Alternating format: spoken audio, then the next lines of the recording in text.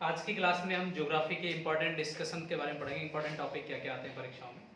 तो देखिए, भूगोल जो है परीक्षाओं में 2-3 सब्जेक्ट के रूप में आती है। एक थोड़ी सी इकोनॉमी में बढ़ जाती है, थोड़ी सी साइंस में बढ़ जाती है और थोड़ी सी एनवायरनमेंट में बढ़ जाती है। बाकी जो पार्ट बचता है वो स्पेशल ज्योग्राफी का होता है। तो स्पेशल ज्योग्राफी में जो मिक्सर सब्जेक्ट है, मिक्सर जो पॉइंट है, उनको भी हम देखेंगे कि कौन कौन से ऐसे टॉपिक है जो ओवरलैप कर जाते हैं। इकोनॉमिक्स में कौन सा चला जाता है, साइंस में कौन सा चला जाता है और एनवायरनमेंट में कौन सा चला जाता है, और ऐसे कौन कौन से टॉपिक है जो साइंस में ज्योग्राफी में रहते हैं। ठीक है, तो भूगोल मतलब इंग्लिश का वर्ड हो गया इसका ज्योग्राफी।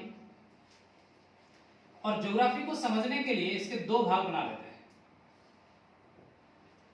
यदि राजस्थान की जीके पढ़नी है, राजस्थान लेवल के कोई एग्जाम है, तो राजस्थान की ज्योग्राफी उसमें शामिल हो जाती है। तो एक तो होता है फिजिकल ज्योग्राफी। फिजिकल ज्योग्राफी को हम भौतिक भूगोल भी कहते हैं। ठीक है, तो ये तो हो गया हमारा भौतिक भूगोल। और जो दूसरा भूगोल है वो हमारा लोकल भूगोल हो गया, लोकल ज्योग्राफी हो गया, जिसमें या तो हम कह सकते हैं कि इंडिया की ज्योग्राफी या फिर राजस्थान की ज्योग्राफी। जैसे मान लो कोई एग्जाम है, आरएस का एग्जाम है, पटवार का एग्जाम है, रीट का एग्जाम है, राजस्थान लेवल के एग्जाम है सारे। इन सारे एग्जाम में इंडिया भी है और राजस्थान भी है। ठीक है, तो ये दोनों के दोनों भूगोल शामिल है। फिजिकल ज्योग्राफी भूगोल का एक हिस्सा है। यदि आप इंडिया लेवल की कोई एग्जाम दे रहे हो, इंडिया लेवल की कोई एग्जाम है, स्टेट पीसीएस के एग्जाम है, तो उसमें फिजिकल ज्योग्राफी तो आएगा। मतलब ये कि फिजिकल ज्योग्राफी हमेशा आएगा। ये वाला ज्योग्राफी राजस्थान के एग्जाम में तो श्योर आता है, छोटे एग्जाम में भी, और आजकल तो सभी एग्जाम में इंडिया का ज्योग्राफी भी ऐड कर दिया है। तो इंडिया और राजस्थान आजकल दोनों में आता है। बात स्पष्ट। फिजिकल ज्योग्राफी का मतलब क्या है कि ऐसा भूगोल जो सब जगह एक जैसा है। जैसे यदि हम बात करें सौरमंडल की, तो सौरमंडल में सूर्य है, तारे हैं, ग्रह हैं, उपग्रह हैं, सारे के सारे। यदि हम कहीं भी जाके पढ़ें, किसी भी जगह की जाके साइट खोले, इंग्लिश में खोले, हिंदी में खोले, तो सब जगह सूर्य एक ही दिखेगा। चाहे अमेरिका में जाके खोल लो, ब्रिटेन में जाके खोल लो, सन तो एक ही दिखेगा। जो प्लैनेट्स है, ग्रह हैं, वो भी आपको 8 ही दिखेंगे। यदि आप इंडिया में यूज कर रहे हो तो भी 8 ग्रह हैं, अफ्रीका में यूज कर रहे हो तब भी 8 ही ग्रह हैं। ठीक है, अर्थ एक ग्रह है तो एक रहेगा। सौरमंडल मतलब पूरे वर्ल्ड का एक जैसा भूगोल। तो ये इसको हम कई बार वर्ल्ड ज्योग्राफी भी कहते हैं कि विश्व का भूगोल। तो एक तो सौरमंडल का पार्ट हो गया। सौरमंडल के पार्ट में सूर्य, सूर्य से जुड़े सारी बातें, बेसिक सूर्य किससे मिलकर बना है, सूर्य की गतियां कौन कौन सी हैं, सूर्य का और ग्रहों पर क्या प्रभाव पड़ता है, सूर्य से जो प्रकाश पृथ्वी तक आता है उसका क्या विवरण होता है, सूर्य से जो लाइट पृथ्वी तक आती है उसका गैसेज में, वायुमंडल में या पृथ्वी पर क्या इफेक्ट होता है, सारा का सारा सौरमंडल में पढ़ा जाता है। इसमें से जैसे सनलाइट वाला पार्ट, वायुमंडल वाला पार्ट, ये साइंस में चला जाता है, इनको वहां भी पढ़ते हैं और सौरमंडल को भी साइंस में पढ़ते हैं। कई बुकों में आपने देखा होगा कि सौरमंडल साइंस की किताब में लिखा मिलेगा आपको, सारे ग्रह उपग्रह वहां जाते हैं, और कई जगह भूगोल में आता है। जबकि सौरमंडल मतलब सूर्य का मंडल, सूर्य का मंडल मतलब पृथ्वी भी शामिल है, और ज्योग्राफी का मतलब भूगोल है, पृथ्वी गोल, तो पृथ्वी से जुड़ी हुई बात है ये। तो भूगोल में भी आती है, साइंस में भी आती है। ठीक है, चीजें वही है, अलग नहीं होता। साइंस में कुछ अलग पार्ट नहीं होता। साइंस में क्या होता है, जैसे सनलाइट है तो सनलाइट को निकाल के वो अलग ले जाएंगे, प्रकाश बना देंगे, तो साइंस में फिर प्रकाश का एक अलग ही टॉपिक चलेगा। ठीक है, गैसेस का अलग ही टॉपिक चलेगा। तो सौरमंडल, इसके बाद सौरमंडल में सूर्य के साथ साथ पृथ्वी, पृथ्वी की जो गतियां हैं, पृथ्वी की जो मोशंस है वो दो है। एक तो पृथ्वी अपने एक्सिस पर राउंड करती है, अपने एक्स के चारों तरफ घूमती है, एक सूर्य के चारों तरफ घूमती है। पृथ्वी की दो गतियां हैं, एक को घूर्णन कहा जाता है, रोटेशन कहते हैं, एक परिक्रमण गति या रिवॉल्यूशन। तो पृथ्वी की गतियां इसके अंदर शामिल है। दूसरी बात, पृथ्वी के अंदर क्या है, पृथ्वी की आंतरिक संरचना क्या है।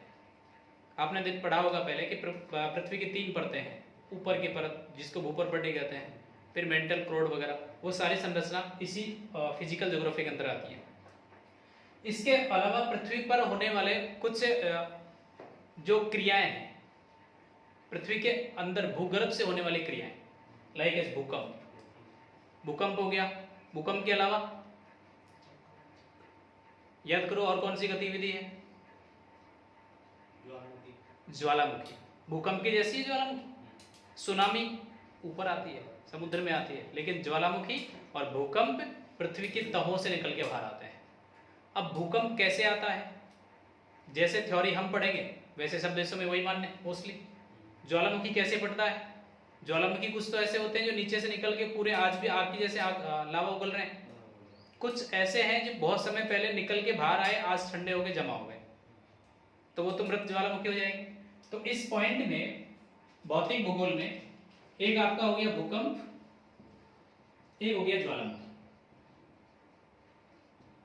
कॉम्पिटिटिव एग्जाम में दोनों से सवाल आते हैं, भूकंप के तरंगों से सवाल आते हैं, ज्वालामुखी से भी सवाल आते हैं। ज्वालामुखी से सीधे से सवाल आते हैं कि किस जगह पे सक्रिय ज्वालामुखी है, कहाँ सुसुप्त ज्वालामुखी है, कहाँ मृत ज्वालामुखी है।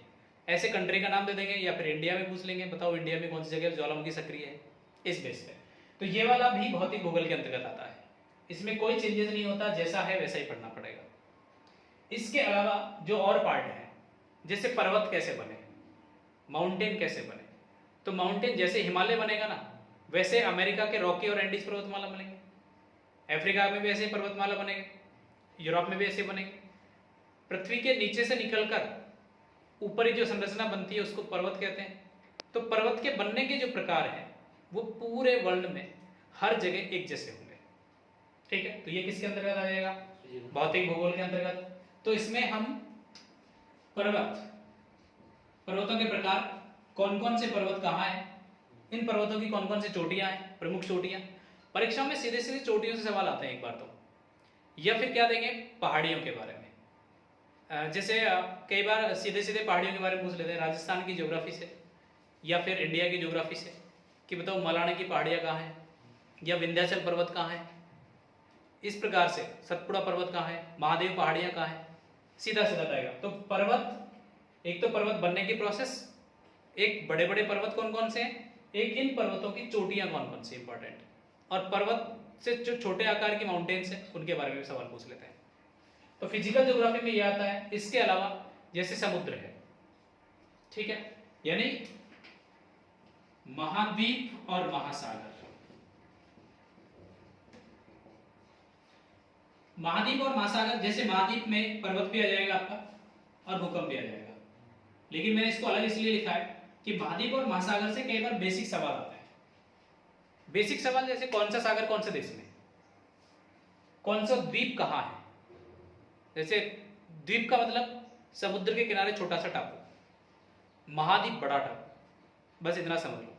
जैसे बड़ा सा समुद्र है, समुद्र के बीच में कोई टापू दिख गया तो वो द्वीप हो गया, आइलैंड हो गया, और यदि बड़ा टापू है तो वो महाद्वीप हो गया। पूरे विश्व में कितने महाद्वीप हैं? 7। और महासागर कितने? 5। सागर मतलब छोटा, झील और छोटी, तालाब और छोटा, ठीक है। इनसे बड़े बड़े जैसे पानी की जल राशि ज्यादा बड़ी मिलेगी उसको सागर कहेंगे, और सागर जो बड़ा मिलेगा उसको महासागर कहेंगे। तो पूरी दुनिया में 5 महासागर और 7 महाद्वीप हैं। इनके अलावा जो छोटी छोटी संरचना है, अगर पानी की कोई छोटी संरचना है तो उसको क्या कहेंगे? सागर कहेंगे। जैसे अरब सागर हो गया, बंगाल की खाड़ी हो गई, है ना, इस टाइप के सवाल। एक आता है द्वीप से, आइलैंड्स, जैसे पेम्बन द्वीप कहाँ है, इंडिया के सेंस में भारत के आसपास छोटे छोटे द्वीप हैं। या फिर वर्ल्ड के लेवल पे जो करंट इश्यूज में जो द्वीप हाईलाइट होता है उससे पूछ लेते हैं कि हाल ही में ये द्वीप किन 2 देशों के बीच चर्चा का विषय रहा, ठीक है। तो इस प्रकार के सवाल महाद्वीप और महासागर से बनते हैं। महाद्वीप और महासागर से बेसिक सवाल और बनते हैं, जैसे कौन सा महाद्वीप की आकृति किस प्रकार से है, किस महासागर की आकृति किस से है। कई बार सवाल ऐसे पूछ लिए जाते हैं कि इस महासागर से कौन सा महाद्वीप टच होता है, नहीं होता है। दुनिया का सबसे बड़ा महाद्वीप कौन सा है, क्षेत्रफल के हिसाब से, जनसंख्या के हिसाब से। दुनिया का सबसे बड़ा महासागर कौन सा है, क्षेत्रफल के हिसाब से, ठीक, गहराई के हिसाब से। कुछ भी सवाल पूछ लेंगे तो ये महाद्वीप और महासागर में। तो फिजिकल ज्योग्राफी के अंतर्गत मोस्टली जो इंपॉर्टेंट टॉपिक है आपकी यही है। चाहे कोई भी एग्जाम, इन सबसे सवाल तो आता ही है। जहां लिखा हुआ ना ज्योग्राफी, ज्योग्राफी मतलब ये तो आएंगे ही आएंगे। इनमें से सौरमंडल से एक सवाल आता है, डेफिनेट आता है। पृथ्वी से एक सवाल आ जाता है, इनमें से कभी सवाल आता है कभी नहीं आता है। माउंटेन से एक सवाल आता है और यहाँ से एक सवाल आता है। ऐसे करके 4 या 5 सवाल फिजिकल ज्योग्राफी के आपके सामने बनते हैं। ठीक है, जैसे वायुमंडल और पवने दरअसल उसका क्लाइमेट के साथ अपन ऐड करेंगे भारत की जलवायु में। ठीक है, जैसे अगर ये भी सही टॉपिक है वायुमंडल का, अगर अपन ऐड करना चाहें तो वायुमंडल को भी ऐड कर सकते हैं। वायुमंडल पूरा वायु का मामला है। वायु मतलब गैस, और आपको अच्छे से पता है कि पृथ्वी पर सबसे ज्यादा मात्रा में पाई जाने वाली गैस नाइट्रोजन है, फिर ऑक्सीजन है, फिर आर्गन है, फिर CO2 है, फिर क्रिप्टॉन, जेरॉन वगैरह छोटे छोटे गैसें हैं थोड़ी थोड़ी मात्रा में। अब वो गैसें हैं कहाँ पे? तो हमारी पृथ्वी गोल है, इस गोल पृथ्वी के चारों तरफ जो वायु का घेरा है ना, उसको वायुमंडल कहते हैं। एक तरफ नहीं, ये नहीं कि पृथ्वी के ऊपर ही हो, चारों तरफ है। ठीक है, पृथ्वी के चारों तरफ जो वायु का आवरण है इसको वायुमंडल कहते हैं। और ये वायु का आवरण पृथ्वी से क्यों चिपका हुआ है? ग्रेविटी के कारण, गुरुत्वाकर्षण बल के कारण। क्योंकि गुरुत्वाकर्षण बल के कारण सारी गैसें पृथ्वी से चिपकी हुई हैं। जितनी भारी भारी गैसें हैं और जो हल्की हल्की गैसें वो वायुमंडल में ऊपर तक पाई जाती है। सूर्य से लेकर पृथ्वी तक वायुमंडल का विस्तार अलग अलग लेवल पे अलग अलग होता है। नीचे जो क्षोभमंडल होता है वहां ज्यादा गैसेस पाई जाती हैं।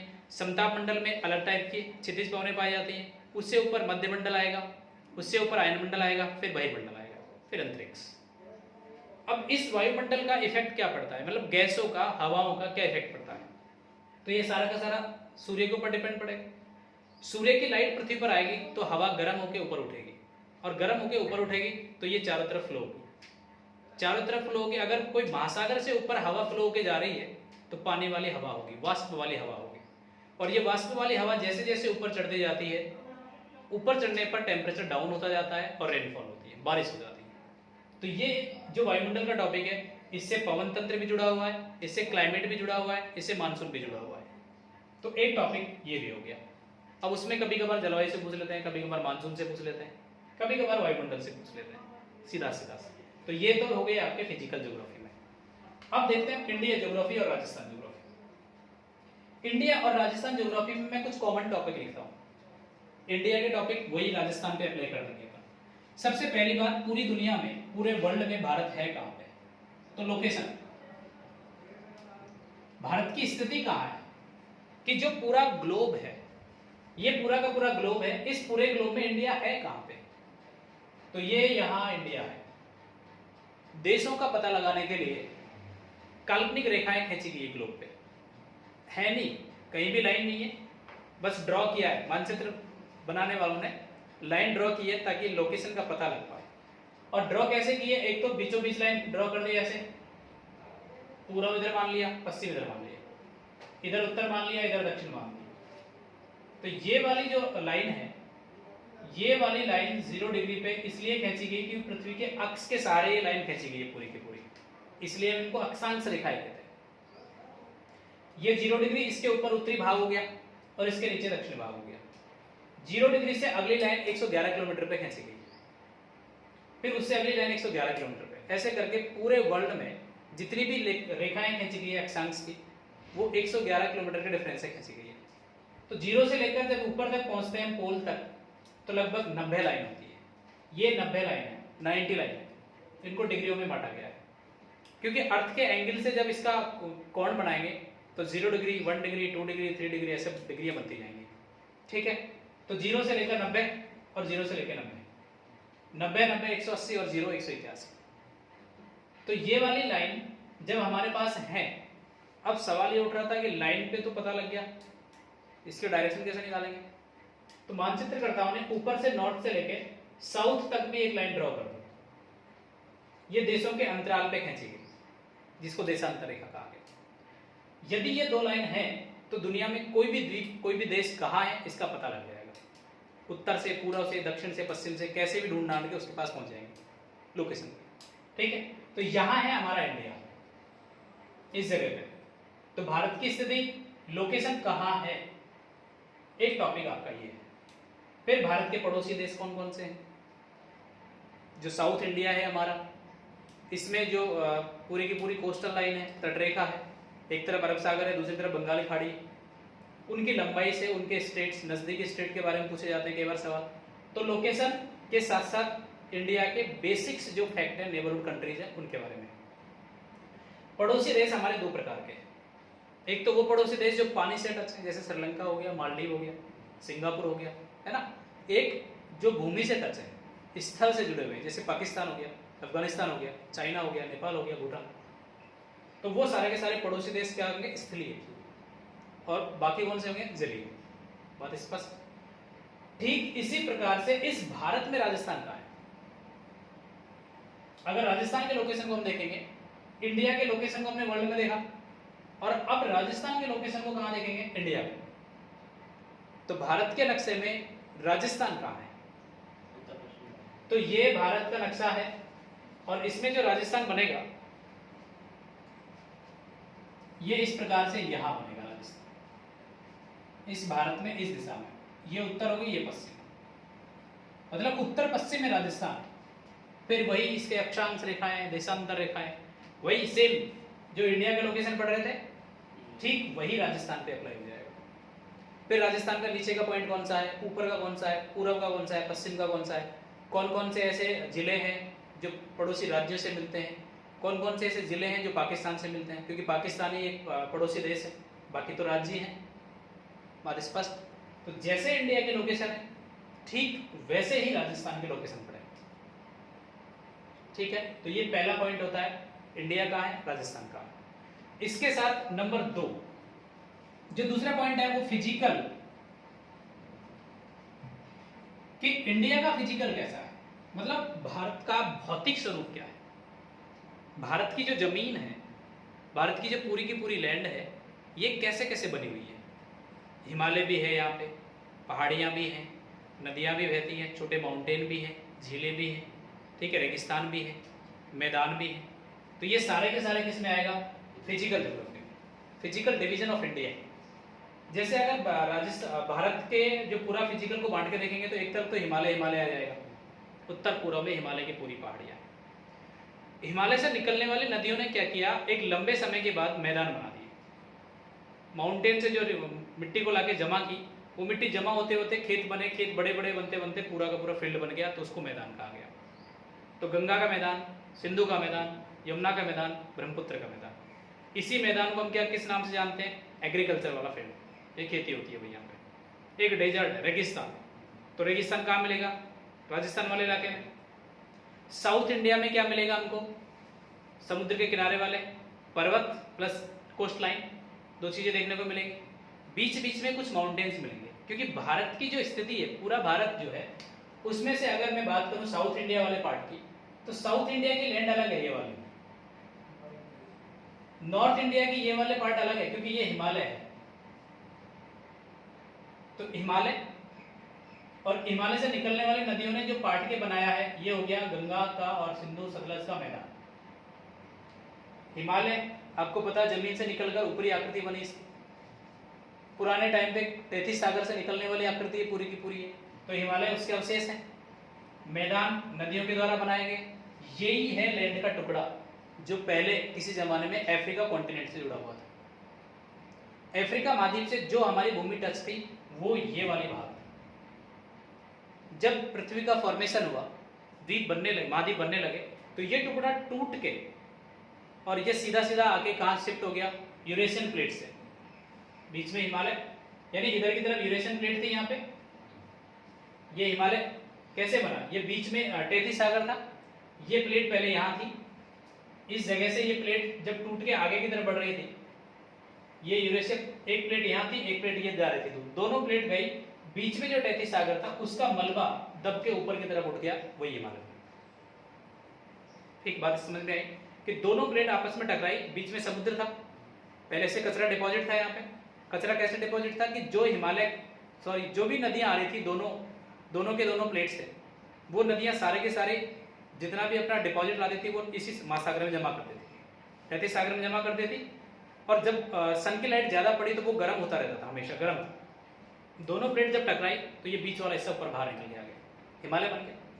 तो ये वाली जो स्थिति है, यहाँ से कई बार सवाल आते हैं बेसिक से, फिजिकल ज्योग्राफी से। इसके बाद नॉर्थ ईस्ट का ये वाला स्टेट, जिसमें हम उत्तर पूर्व के 7 राज्य और सिक्किम के बारे में पढ़ते हैं पूरा का पूरा।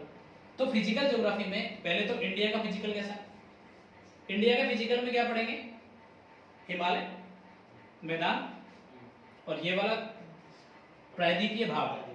प्रायद्वीप भाग क्यों कहते हैं, क्योंकि जो हिस्सा पानी से दोनों तरफ से, सॉरी तीनों तरफ से घिरा है, इधर भी पानी, इधर भी पानी, यहाँ भी पानी, ये हिंद महासागर, ये बंगाल की खाड़ी, ये अरब सागर, लैंड का कोई भी हिस्सा जो तीनों तरफ पानी से घिरा उसको प्रायद्वीप कहते हैं। बात स्पष्ट, तो ये भारतीय प्रायद्वीप है, क्लियर है। तो ये इंडिया का फिजिकल है, ठीक वैसा ही राजस्थान का फिजिकल है। राजस्थान का फिजिकल में क्या समझेंगे, राजस्थान का नक्शा। अब मोस्टली जो राजस्थान का पार्ट है, जैसे ये राजस्थान हो गया, राजस्थान में इस वाले हिस्से पे रेगिस्तान है, यहां तक, सॉरी इस वाले में माउंटेन्स हैं, ये वाले हिस्से में, यहां कुछ एग्रीकल्चर वाली पोजीशंस देखने को मिलती हैं, ये हाड़ौती का पठार वगैरह। तो ये राजस्थान की स्थिति है फिजिकल वाली। जैसे इंडिया में अलग अलग जगह पे अलग अलग भूमि देखने को मिली, वैसे राजस्थान में कहीं रेगिस्तान है, कहीं पहाड़ियां हैं, कहीं खेती वाले स्वरूप देखने को मिलते हैं। तो लोकेशन के साथ पहले इंडिया का लोकेशन, फिर राजस्थान का लोकेशन, फिजिकल डिवीजन पहले इंडिया का फिर राजस्थान का, ठीक है। तो दो टॉपिक समझ में आए आपको, तो एक तो लोकेशन का हो गया और एक हो गया आपका फिजिकल डिवीजन। दोनों में इंडिया और Rajasthan, location and physical. Number 3, river system, जिसको हम ड्रेनेज सिस्टम भी कहते हैं, मतलब नदियों के बारे में। पूरे भारत की नदियों को हम देखेंगे तो पूरे भारत में 2 प्रकार की नदियां, क्योंकि भारत ही 2 प्रकार का है, एक तो आधे से ऊपर का हिस्सा यानी उत्तरी भारत, एक दक्षिण भारत। उत्तरी भारत में जो नदी निकलेंगी वो कहां से निकलेंगी, हिमालय से, और दक्षिण भारत में से नदी कहां से निकलेगी, पर्वतों के ऊपर से, जो कि नेचुरल सोर्स है। हिमालय से जो नदी आएगी उसमें पानी की कभी कमी आएगी नहीं आएगी, बर्फ पिघलती रहेगी, पानी आता रहेगा। गर्मियों में ज्यादा पानी आता है क्योंकि बर्फ ज्यादा पिघलती है। ये पानी हमेशा आता है पूरे साल भर तक, लेकिन जब मानसून आता है तो पानी और ज्यादा आ जाता है। तो एक तो हिमालय से निकलने वाली नदी और दूसरा दक्षिण भारत की नदी। तो भारत की जो रिवर सिस्टम है उसको 2 भागों में बांटा गया है, हिमालय से निकलने वाली नदी, प्रायद्वीपीय भारत से निकलने वाली नदी। या हम इसको दूसरे टाइप से अगर बांटे कि नदियों का पानी जा कहाँ रहा है, 2 जगह जा रहा है, या तो अरब सागर में जा रहा है या हिंद महासागर में जा रहा है, सॉरी बंगाली खाड़ी में जा रहा है।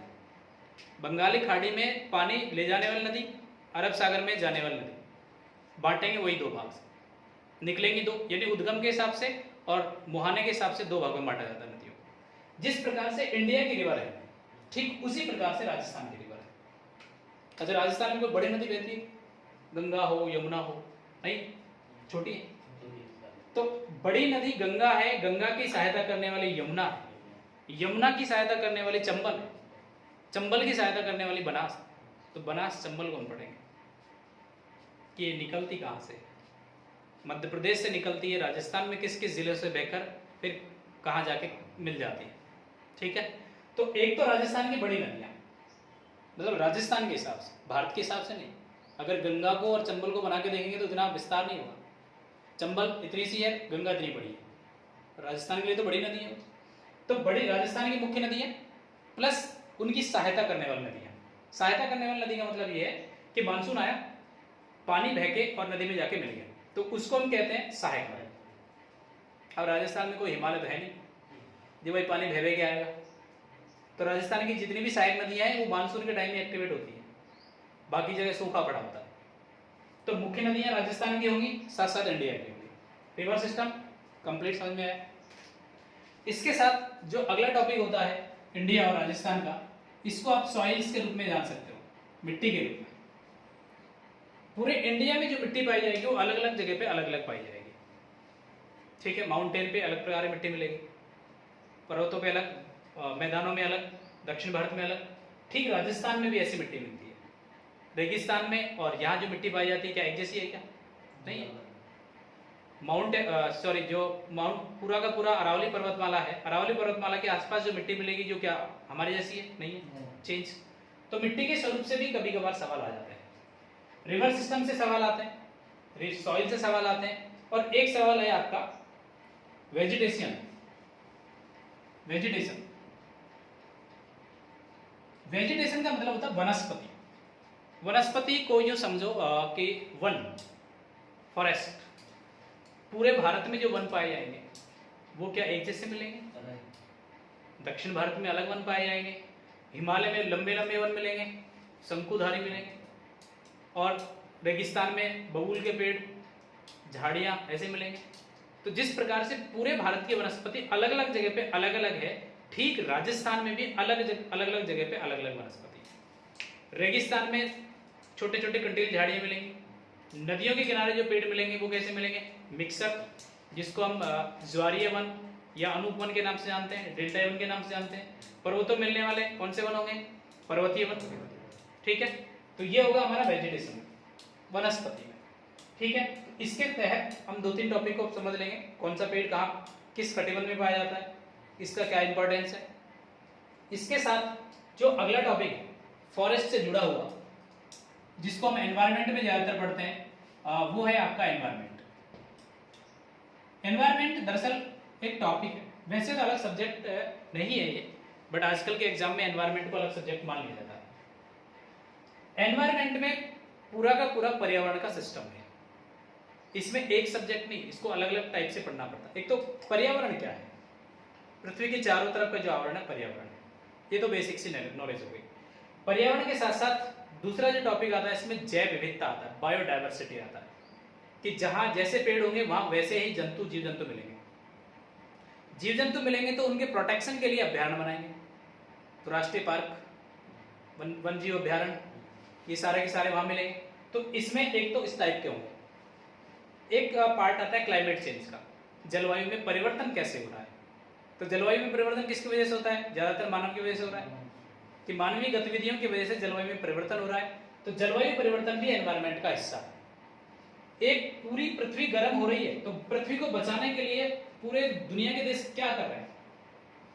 जैसे पर्यावरण के सेक्टर में जो भी सम्मेलन होते हैं, पर्यावरणीय दिवस मनाते हैं हम, पर्यावरण को लेकर विश्व में बहुत सारी चर्चा है, भाई ओजोन गैस को कम करो वरना छिद्र हो जाए, CFC रेफ्रिजरेटर इनका यूज कम करो वरना इनसे निकलने वाली जो गैस है क्लोरोफ्लोरो जो कार्बन है, ये अगर ऊपर जाएगी तो ओजोन को नुकसान पहुंचाएगी, और ओजोन में अगर छेद हो गया तो सूर्य की किरणें सीधी पृथ्वी पर आएंगी। इनके लिए विश्व स्तर पर क्या प्रयास हो रहे हैं, वर्ल्ड लेवल पे क्या प्रयास हो रहे हैं, इंडिया की क्या भागीदारी है। ठीक है, तो ये एनवायरनमेंट में आते हैं। एनवायरनमेंट में 3-4 सब्जेक्ट आते हैं। एक तो खुद पर्यावरण, पारिस्थितिकी क्या है, सीधा सा सवाल। एक दूसरा बायोडाइवर्सिटी का, जैव विविधता का। तीसरा सवाल आता है जलवायु परिवर्तन का, और चौथा सवाल आता है सम्मेलन, अंतर्राष्ट्रीय स्तर के कौन कौन से सम्मेलन कहाँ। तो ये एनवायरनमेंट ज्योग्राफी का ही पार्ट माना जाता है। बात स्पष्ट? तो ये सारा का सारा एनवायरनमेंट में मैंने एक टॉपिक आपको बताया अभी, क्लाइमेट चेंज का। इस क्लाइमेट चेंज में, क्लाइमेट में एक तो मानसून को पढ़ेंगे कि भाई जलवायु में परिवर्तन कैसे होता है। जलवायु मतलब जल की वायु। ठीक है, जल की वायु से बात समझ में आई। गैस तो है ही, सन की लाइट जैसे जैसे पृथ्वी पर आती है, अगर ये लाइट समुद्र में पड़ेगी तो पानी भाप बन के ऊपर उठेगा, और भाप बन के ऊपर उठेगा तो अब हवाएं 2 प्रकार की होंगी। सन की लाइट एक तो जा रही है सब पानी में, एक जा रही है स्थल में, लैंड पे जा रही है, भूमि पे जा रही है। तो भूमि पे जो वायु है ये क्या होगी? शुष्क, सूखी होगी, गर्म होगी। यहाँ पानी कैसा होगा? यहाँ वाली वायु क्या होगी? आर्द्र। ये वायु और ये वायु जब मिक्स होंगी तो ये मानसून लेके आएंगे, मानसून बनेगा। और मानसून बनेगा तो मानसून के आधार पर हमारा एक टॉपिक और स्टार्ट हो जाता है कि भारत में मानसून ज्यादा कहाँ आता है, कैसे मानसून आता है। और ठीक वही टॉपिक राजस्थान पे अप्लाई होगा कि राजस्थान में मानसून कैसे आता है, किधर से ज्यादा आता है, कहाँ ज्यादा होता है, कहाँ कम होता है, ज्यादा होता है तो क्यों ज्यादा होता है, कम होता है तो क्यों कम होता है। और जब मानसून आएगा, पानी गिरेगा पृथ्वी पर, उसी के हिसाब से पेड़ पौधे बनेंगे, और जैसे जैसे पेड़ पौधे होंगे उसी प्रकार से वहां जीव जंतु बनेंगे। भाई रेगिस्तान में शेर कहां से मिलेगा? नहीं मिलेगा। जंगल ज्यादा घना होगा वहीं तो शेर मिलेगा, क्योंकि शेर के लिए अनुकूलतम परिस्थिति वही है। रेगिस्तान में तो उसका कोई भी शिकार कर लेगा, दूर दूर तक खाली दिखेगा। जबकि फॉरेस्ट, क्योंकि वहां पानी ज्यादा गिर रहा था, मानसून ज्यादा आ रही थी, पेड़ ज़्यादा उग रहे थे, पेड़ ज़्यादा उग रहे थे तो जीव जंतुओं को संरक्षण की जगह थी वहाँ, वरना मानव तो है ही कलाकार। दिखा, अकेला खरगोश ले आया, पका के खा गया। अब जब खरगोश को मार दिया तो दूसरा खरगोश कहाँ से आएगा? ठीक है, तो ये पूरा का पूरा क्लाइमेट यानी मानसून सिस्टम पर डिपेंडेंट है। तो ये जो टॉपिक है ये कुछ कॉमन टॉपिक हैं जो इंडिया पर भी अप्लाई होते हैं और राजस्थान पर भी अप्लाई होते हैं। ठीक है, तो ये ज्योग्राफी के कुछ इंपॉर्टेंट टॉपिक समझ लिए हमने। ये फिजिकल ज्योग्राफी में आता है, ये आपका इंडिया और राजस्थान दोनों पे अप्लाई होता है। इंपॉर्टेंट बड़े बड़े टॉपिक यही हैं, बाकी कुछ छोटे छोटे टॉपिक हैं जो इन्हीं के सब पार्ट है। बात स्पष्ट? चलो इस डायग्राम को लिख लो आप, यहाँ इंडिया एंड राजस्थान और इधर की तरफ भौतिक भूगोल, और इसके बाद हम अगली क्लास में पढ़ेंगे